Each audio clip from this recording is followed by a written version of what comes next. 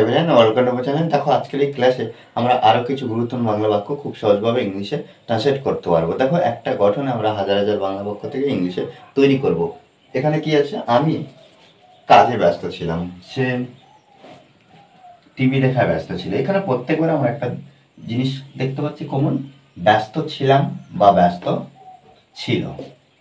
এর জন্য আমরা কি করব, ওয়াচ বা ওয়্যারের মধ্যে যখন একটা আনবো তারপরে প্লাস বিজি,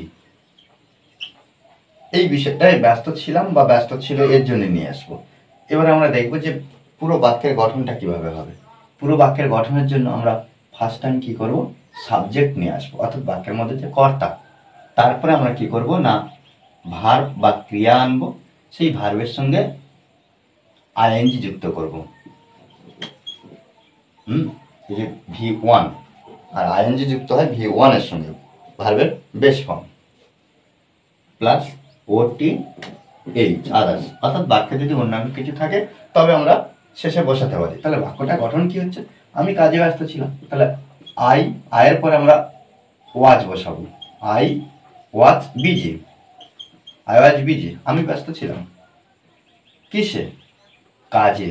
কাজ ওয়াক, ওয়াক মানে কাজ, তাহলে ওয়াকিং ভার্বের সঙ্গে আইএনজি যুক্ত করছি, ওয়াকিং ওয়াকিং, আর কিছু নেই, আদার্স কিছু বসানোর দরকার নেই যেহেতু নেই।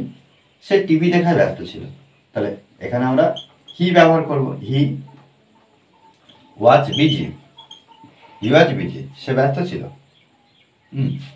দেখায়, এই যে দেখায়, তাহলে ওয়াচ থেকে ওয়াচিং করব, ওয়াচিং। কি দেখায় না, টিভি, এখানে টিভি। ওকে, তারা পড়াশোনায় ব্যস্ত ছিল।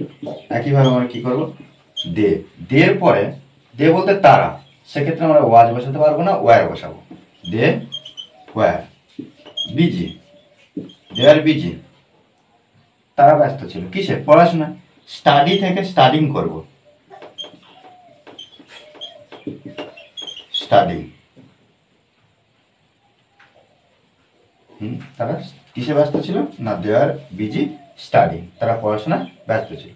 তারা ফুটবল খেলায় ব্যস্ত ছিল, তাহলে একইভাবে আমরা কি করব, দে were busy, they are busy, তারা ব্যস্ত ছিল খেলায়। খেলায় প্লে থেকে প্লেইং, PLYING, প্লেইং, প্লেইং কি, ফুটবল।